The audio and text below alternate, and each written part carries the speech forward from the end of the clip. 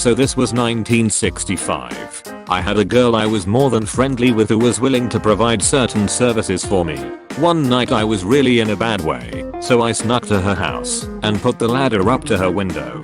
Her father was wise to the window tricks, so he put screws in the track, so the window only opened 4 inches high. Damn the fire safety, he wasn't having a frisky daughter.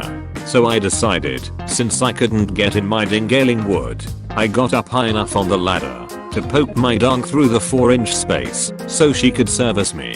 It was wonderful until I began to peak and my leg shook and I went off the ladder to the ground, yanking my member from her mouth at terminal velocity. I hit the lawn hard. I got up and grabbed the ladder and ran to put it back on the side of the garage and then raced home. I noticed when I got to the woods that my ding dong was throbbing. I had 4 tooth drags down my shaft. It was sheer pain to fold it up in my shorts. I made it home and I was having such a pain in my back I just went to sleep. I woke up the next day and was black and blue all over my back. I had broken a rib. I couldn't take the pain anymore, so I went to my dad and told him the whole story. He didn't say a word and gave me a few pain pills and told my mom he was taking me to the market with him the next day so I could help load trucks. We instead snuck off to the doctor and got me x-rayed and fixed up.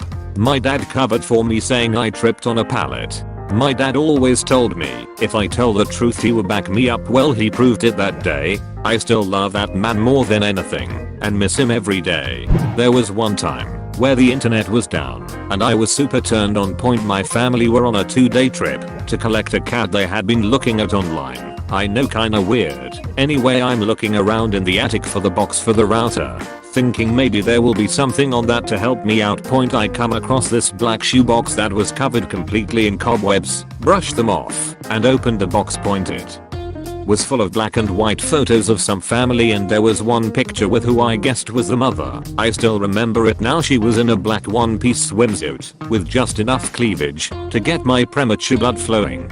I beat it to it like twice up in the attic. 18-year-olds have quick revival skills and brought it downstairs. I left it in my locker for future use and basically forget about it. Fast forward 2 weeks later and I'm sitting in my room. My mom walks in and asks do I have the remote for the stereo. I was busy playing video games and basically shrugged her off, so she takes it upon herself to look through my lockers. I don't even realize she's doing this, but I turn around and sure enough she's found the darn family inspired vintage stimuli. I'm starting to go red, so I pretend I didn't see her and she just calls over never punch alien. This is so sweet. Where did you find this picture? I had forgotten about it. How this picture of me, Larry, and basically she starts listing off her family members. I'm freaking out internally. So unknowingly to me, I beat it off to a picture of my now dead grandmother. It doesn't get much worse than that.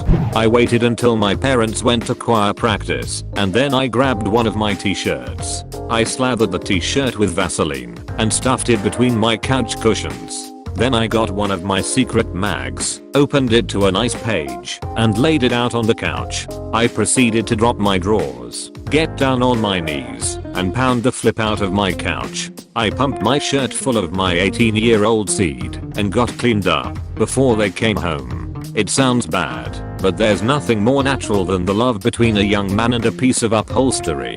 Why would they build so much furniture with kneeling ding-dang height crevices if they didn't want you to stick your staff in it? To set the scene, I was 18, living at home with my family. My room was the top floor of a tall house. There were 3 floors below me. For the past few weeks I've been texting this girl I met.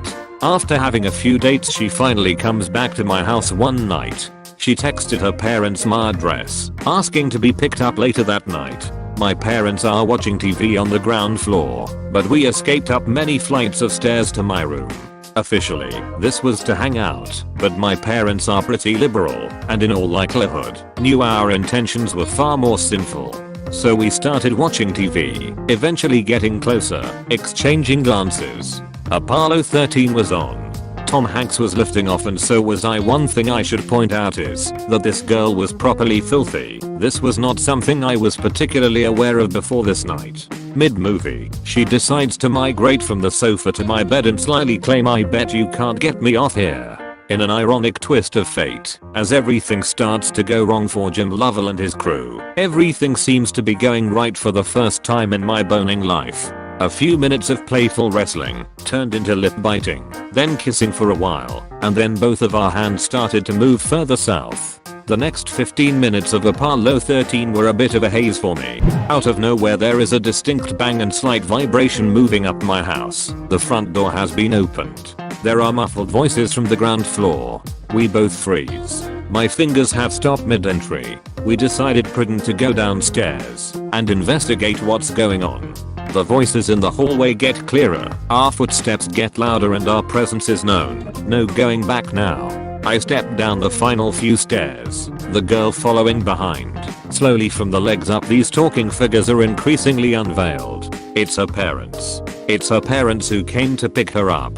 Her parents who I have never met, now talking to my parents, as if arranging some kind of awkward marriage proposal as in the days of yore. Her mother locks eyes at me, reaches out an outstretched hand to shake mine. My eyes widen open, my jaw drops as I begin to realize I have had no opportunity to wash my hands. The adrenaline resumes pumping, and the shock begins to set in. My arm hasn't received this message though, as almost through reflex my dominant hand begins to move towards her mother's. Our hands clasp together for the most moist, uncomfortable, horrific handshake that I will never forget. This will be buried, and that's probably a good thing. Here it goes. My upstairs bedroom had no door. Just an open wall with stairs to the first floor. Anyways, one night my dad was downstairs with his then wife and her kids in the living room, which was right below my room. I wasn't with them because I was doing homework after searching blindly through Google for pictures of bazungas and badangs. I didn't know porn sites existed. Eventually I found some good shit and started going to town. Now this is where I messed up. My room setup was weird. To my left was my bed nightstand, which had a lamp on it that was quite strong and pointing straight at me. To my right were the stairs and a big white wall that could be seen from downstairs. I eventually noticed that the TV downstairs had gone quiet. I turned to the stairs and wall and realized that I had been casting a giant, jerking shadow puppet on the big white wall that could clearly be seen from downstairs. I have no idea when the peeps downstairs noticed or for how long they'd been traumatized. I didn't care in the moment. I went into my bathroom and finished up, went to bed, and left early for school the next morning. No one ever brought it up. I hate younger me. When I was around 15 had sex with a friend at her parents', housed in her younger sister's room. Weird but wouldn't complain because sex. Halfway through noticed closet is ajar. See someone peeking. But I was really into it and didn't want to stop. Left as soon as I finished because I felt bad, embarrassed and scared of parents coming back. Brought it up after, and this girl told me she charged her sister £20 to watch because she liked me. We did it 3 more times before it progressed. OHH. I was not very popular, so it made me feel really good about myself, but I kinda felt ashamed too because of the circumstances. Progressed to what? Ended up doing the deed off and on with both for a while. Not at the same time. I have a stepsister that is 5 years older than I. When I was 18 I was the most turned on little heifer in the neighborhood. One day I had this brilliant idea to look in her panty drawer. Good thing I did. She has the best collection of thongs I have ever seen. I took a few of them to my room and cranked out many loads into them. Once they dried I would put them back in her drawer and get another pair. I used every pair she had. I guess there must have been about a gallon of my cum in those panties. Years later I told her about it and she laughed and said, "Oh, I know." She said she noticed all the dried sperm on them. I was horrified, but she was really cool about it. On occasion, my girlfriend and I would pick a terrible movie to go see in the theater after it had been released for several days. We would end up being the only ones in the theater and had a good hour to do whatever we wanted. About halfway through the movie, the attendant would walk the premises looking for junk or whatever was in between the seats. So, about halfway through me receiving my first blowy, the attendant walks in. He shines his stupid flashlight across the theater until it lights us up. My girlfriend and I froze like deer caught in the headlights, mid-BJ. That poor attendant just stood there for a second and looked at us until my GF decided to flip him off and continue slobbing my knob. He shook his head, turned off the torch, and made his exit. For the rest of the movie nobody bothered us. When the movie was over, upon exiting, I looked over the counter at him in the lobby, gave the guy a thumbs up and a big smile, then left the building. Thanks for dropping by. Please come check out the Reddit Discord server. We have over 1,000 members and a lot of fun channels for everyone. There will also be some sweet giveaways within the server very soon. Thanks.